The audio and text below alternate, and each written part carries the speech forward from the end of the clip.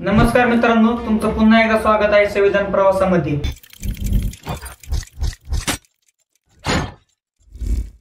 तर आतापर्यंत आपण संविधानाचे 2 भाग पूर्णपणे पाहिले व आपला तिसरा भाग चालू होता।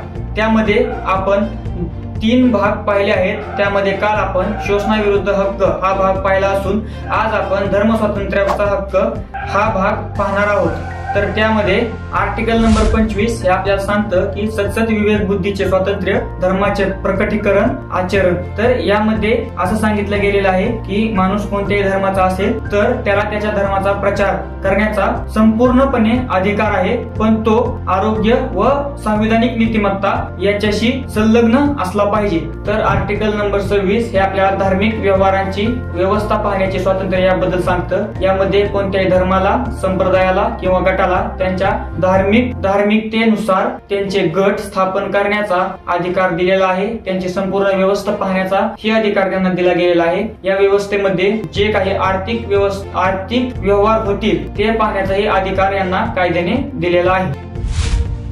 हे आपल्याला एखाद्या विशिष्ट धर्माच्या संवर्धनासाठी कर देण्याबाबत सांगितलं गेलं आहे। एखाद्या धर्माच्या संवर्धनासाठी जर कोणी बेकायदेशीर कर घेत असेल तर तो नाकारण्याचा अधिकार आपल्याला कायद्याने दिलेला आहे। तर आर्टिकल नंबर 28 हे आपल्या विवक्षित शैक्षणिक संस्थांमध्ये धार्मिक शिक्षण अथवा धार्मिक उपासना यांचे जे स्वातंत्र्य आहे याबद्दल सांगणार आहे। तर कोणत्याही शासनाने स्थापन केलेल्या शैक्षणिक संस्थेमध्ये कोणत्याही पर्टिक्युलर एका धर्माचे धडे किंवा पाठ दिले जाणार नाही व कोणतेही धार्मिक शिक्षण तिथे दिले जाणार नाही। राज्याने मानधन मिळवून दिलेल्या कोणत्याही शैक्षणिक संस्थेत कोणत्याही धर्माला, कोणत्याही खाजगी राज्याने मान्यता दिलेल्या संस्थेमध्ये धार्मिक ज्या उपासना असतील त्यामध्ये कोणावरही सक्ती करा असा नियम कुठेही दिलेला नाही। जर कुठे सक्ती केलेली निदर्शनास आल्यास त्याच्यावर कलम 28 नुसार जी शिक्षा असेल ती होऊ शकते। तर आज पुरतं एवढंच मित्रांनो, भेटूया पुढील भागात। जय हिंद, जय संविधान।